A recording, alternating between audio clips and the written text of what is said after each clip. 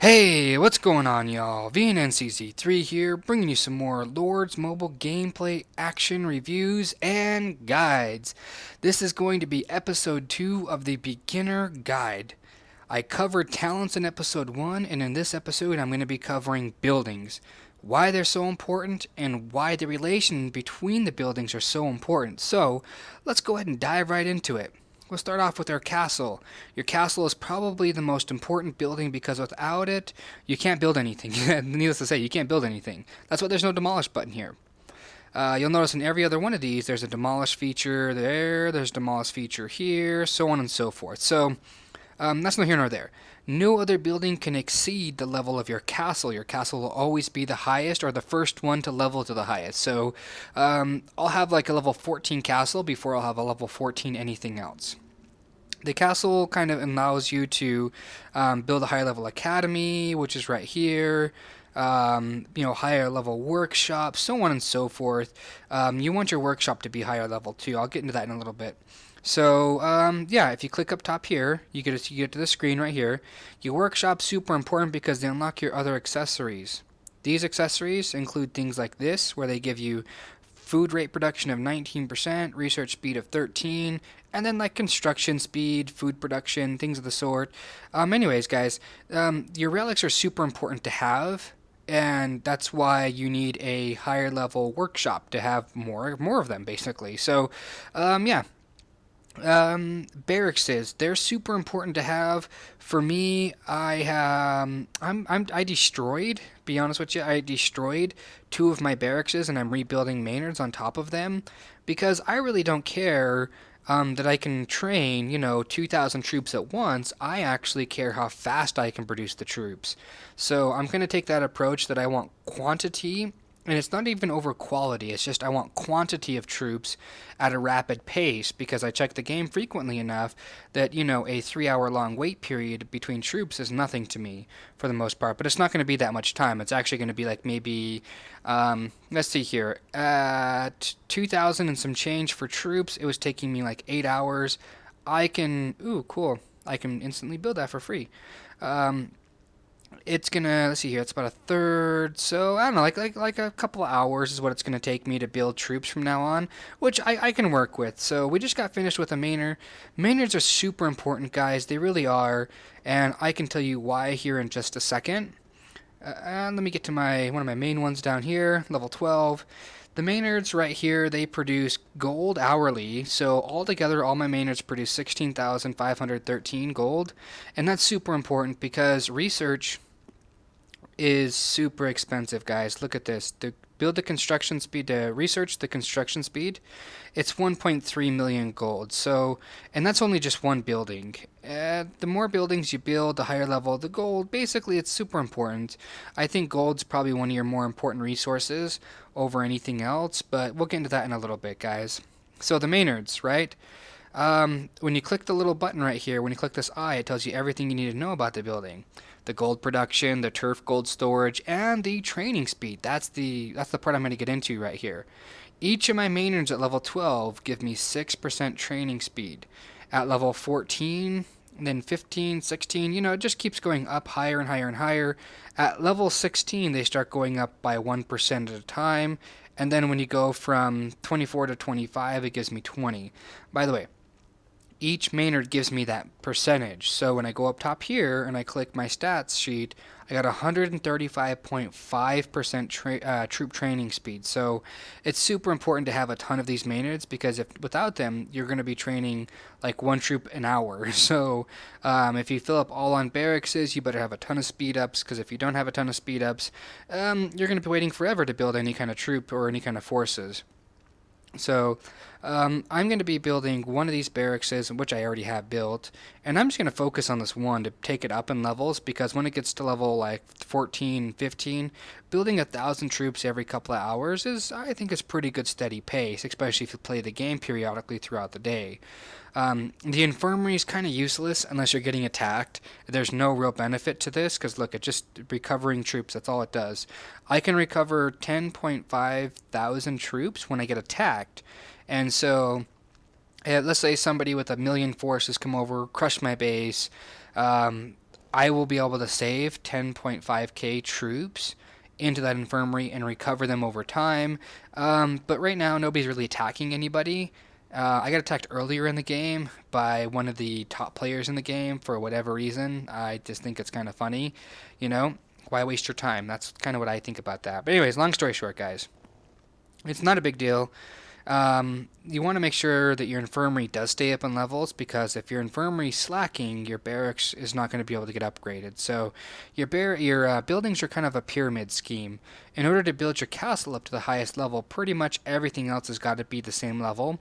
So like to go to a level 14 castle, I can do it now if my queue wasn't full, but I need at least a level 13 castle wall and at least a level 13 academy. And then in order to build a higher level academy, I need like a higher level workshop. To build a higher level workshop, I gotta have a higher level, mines, so on and so forth. A couple of buildings like these lumber mills right here, in order to build the next highest level mines, I gotta have a level 14 castle, right?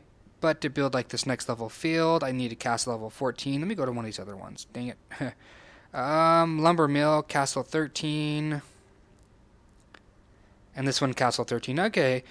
So the resources down here don't really they don't piggyback off of any other building other than the castle level, but these buildings do for sure. Like to upgrade this one, I need a mines level 14, as you guys can see.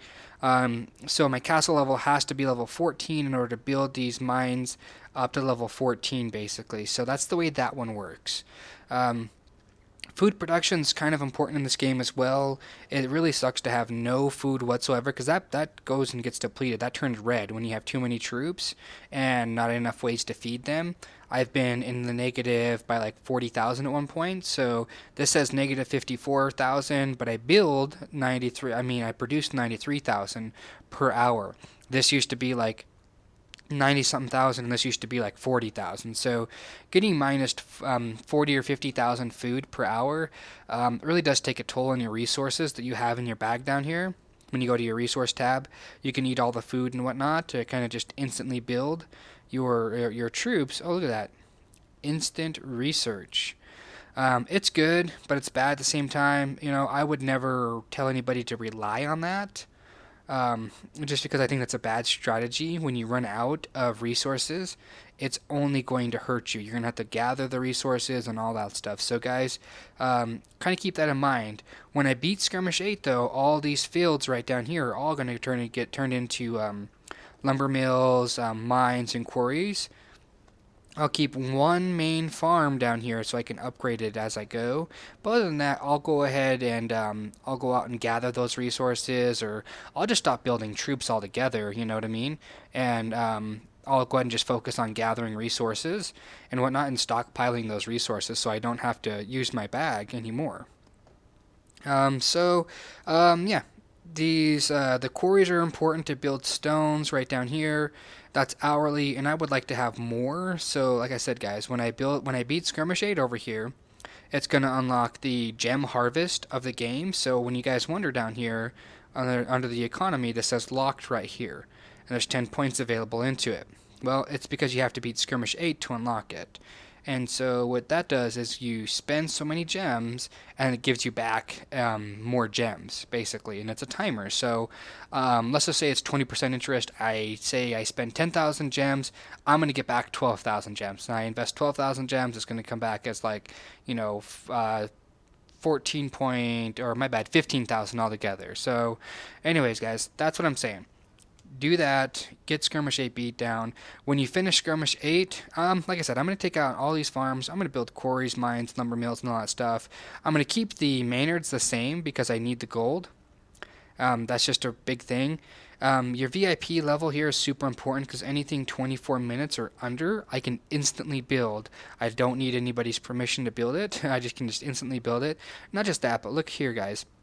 Your army attack, travel speed, all that stuff, it gets boosted greatly.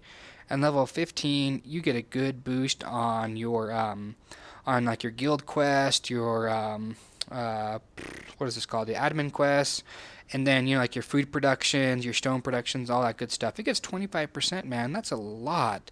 That is a lot. Then your max army HP goes up, and your defense, your army attack. Anyways, guys, all I'm saying, VIP is also really important, and I'll cover that in another video some other time. But for now, I wanted you guys to just take apart or take this in mind.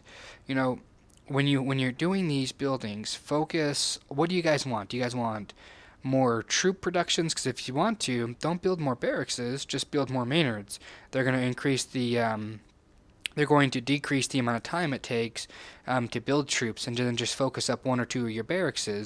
And when you build 1,000 troops at a time or 2,000 troops at a time, I think that that's good enough, man. You want to have like 2 or 3 hours for your training because you want to go ahead and get your forces up for whatever reason. I'm personally going to be stopping probably somewhere in the 50,000 troop range because, like I said, I'm just going to be gathering resources and that's it. I don't want to have to dedicate tons of my time and resources to troops. I want to dedicate those resources to my buildings, to my research, to other things else. So, yeah, the helping hands down here, just go ahead and click the help all when you're in a guild. It doesn't cost you anything to do, and you really do help people out with their timers and stuff.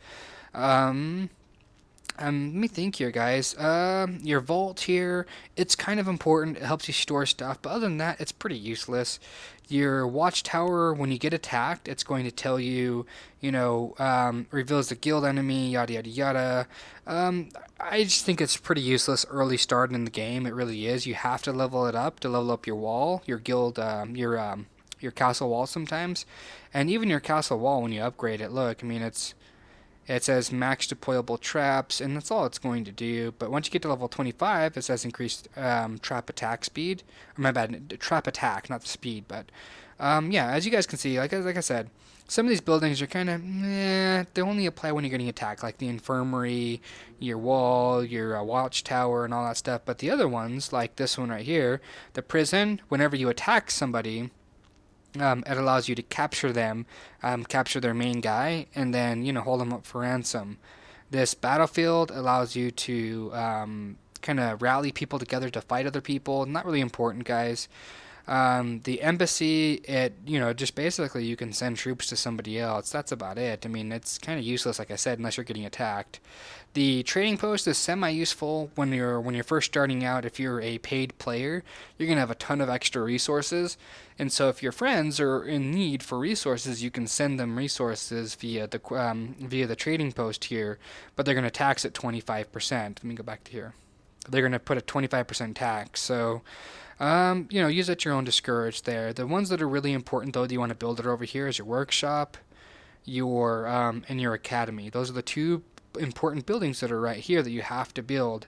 And as far as anything else down here, like when you get this free land, like Skirmish 4, 5, and 6 opened up, you get these buildings here, and you get these buildings up here that you can build on, or the plots anyways. Feel free to build whatever you feel like you're going to need. For me, I'm already at the point in the game where I need more Maynards and less of anything else, and more farm fields than anything else, so I can build troops, feed the troops, and eventually conquer this Skirmish 8. But once Skirmish 8's done, like I said, guys, I'm going to go ahead and take out all these farms, and I'm going to put in quarries, lumber mills, and mines. These are all going to stay Maynards, though, because the gold production is absolutely needed. I haven't farmed from the gold, the level 1, 2, 3, and 4 runes, in a really long time. So I don't get the gold boost from that, which is super unfortunate. So if you want to keep up on your research, you're going to have a lot of gold one way or the other. So that's kind of why I'm doing the all-to-1 ratio for Maynards to barracks. So 2, 4, 6, 8, 9, 10, 11, 12, 13, 14, 15. It's a 15 to 1 ratio right now. It's a 15 to 1 ratio. Yeah, 2, 4, 6, 8, 9, 10, 11, 12, 13, 14, 15. Yeah, 15 Maynards to 1 barracks, and that's the ratio I'm going to be using for now. So, guys, please tell a friend. That's all I'm going to ever ask you guys to do. Please tell a friend. If you guys want to know more about this game, like more about buildings and whatnot, feel free to post in the comments. I'm very tentative to my comments, and I'll go ahead and reply back to you. And so that pretty much concludes this video. If I didn't cover something, like I said, tell me in the comments. If you guys would like a better explanation, please tell me, and I will go ahead and go through that. that. So thank you so much for listening and being a part of this great game. And yeah, that's pretty much all I've got to say here. I look forward to episode 3. I'm going to be covering the hero trial chapters, adventures, whatever you guys want to call them. I'll be covering that on the next episode. So love, peace, and chicken grease. Stay safe, but above all, stay classy, guys.